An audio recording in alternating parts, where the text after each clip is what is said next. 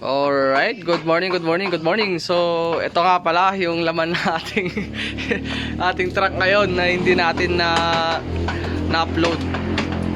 Nagkaroon tayo ng event nung nakaraang araw, October 25 sa Mia's Resort, wedding event, basic setup. Pero sa kasamaang palad, na-delete yung ating mga file.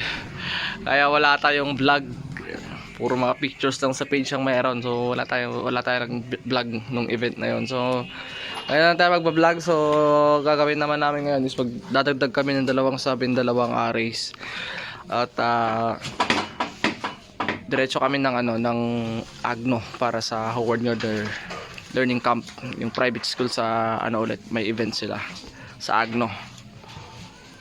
So loading na sila at maya after lunch ay sisibad na kami dahil 7 PM pa naman ang start ng program. Basta mapulido namin hanggang alas 5 or 6 pwede na yun. Chill lang ang galawan. Sama ko ngayon si Jeffrey, Aldrin, tsaka si Anjo, no? Ayan. Alright, let's go guys.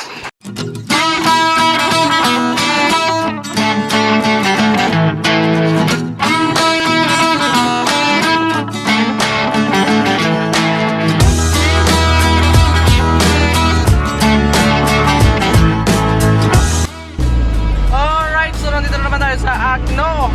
Ayan o. Dami nabibilad ngayon ng palay kasi lukuyan ang anihan ng palay ngayon dito sa ating lugar. Ayan naman, napakakati ng kalsada. Alright. Iba dito, naabutan na ng bagyo. Ayan. Gandang panahon, sana hindi umulan mamayang gabi.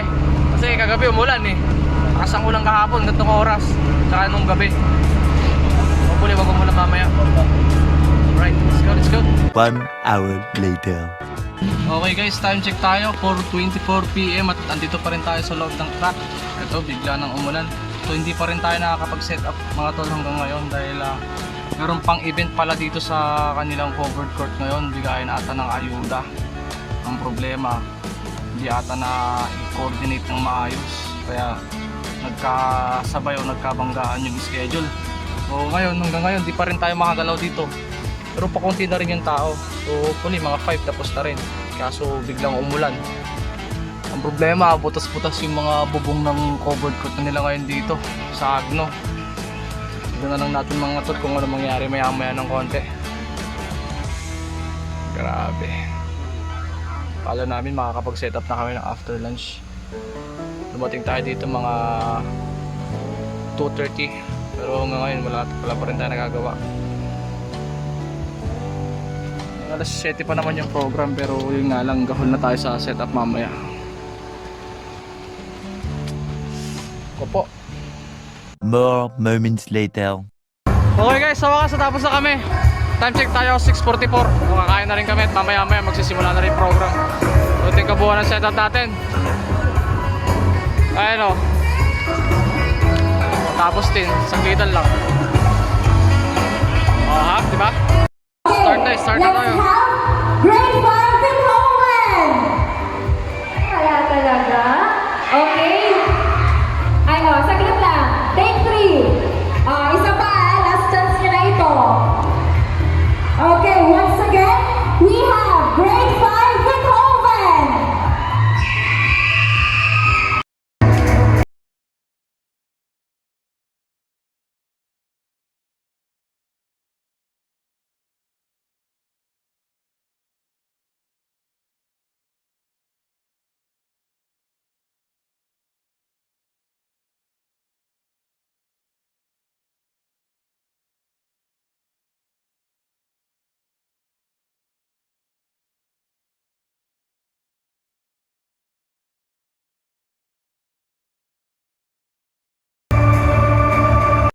Is vivid, bright, and full of colors. So tonight, let's celebrate not just the color of the flag we represent, but the color of friendship, respect, and unity that bind us all together. Once again, welcome everyone to our United Nations Day celebration. Let's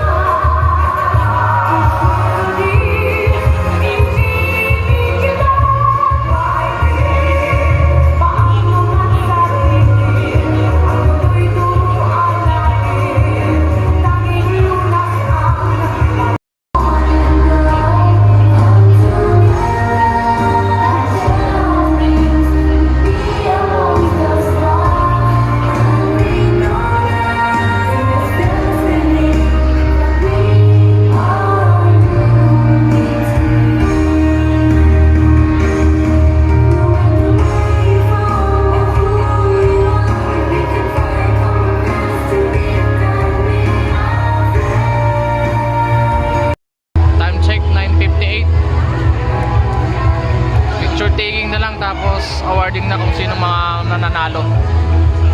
Medyo late kasi talaga Okay, nag-start yung event eh. Kaya ito, medyo na-late din yung program. Navidad, Honorable Councilor Cristina Feble, Honorable Councilor Lorna Rivera, Honorable Councilor Edelberto Manalastas, Honorable Councilor Obed Sison, Honorable Councilor Attorney Mike Dimelo, Honorable Councilor Jose Fajeta Jr., and Honorable Larry Sabo. Mrs. Rochelle Jacob, Mrs. Ligaya Apostol, Mr. and Mrs. George Kabukayan, Mr. and Mrs. Francis Rivera and family, Mrs. Pau Tauro, Mrs. Nancy Braga, Mrs. Desiree Ayo, Mrs. Alright guys, tapos na. Awarding na or picture taking na lang. Tapos mamaya-maya ng konti is pack up na rin tayo mga tol, no? Time check pala tayo 10:46. So medyo late natapos yung event mga tol. Expect ko lang dito ang mga lunch kiss eh. Alright. Our major awardees together with their parents. More moments later. Alright guys, pack up na yung boys. Let's go para makapagpahinga tayo at may event pa tayo bukas. Tara let's.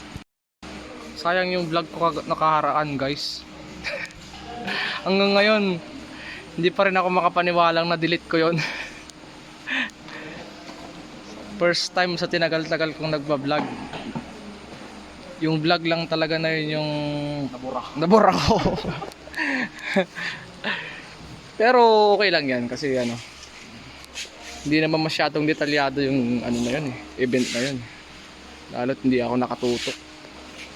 Pawala-wala ako dun eh. Pero sayang pa rin. Ito, sigurado i-upload ko to bukas ng umaga. O, di ba? Ayan na naman siya. Papakita ng gilas na naman si Jeffrey kasi may mga chicks dun, no? Oo. Ayan, si Karga na naman.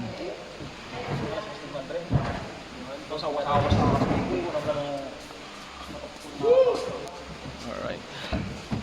Kinarga namin yung dalawang TNT tsaka dalawang are pero nag 1% lang din kami. Kasi atrasado na sa time kanina. Masyado maraming si setup. Kaya okay na rin yan.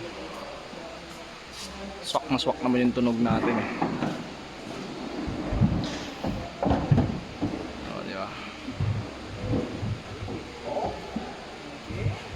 Pantay naman nata eh.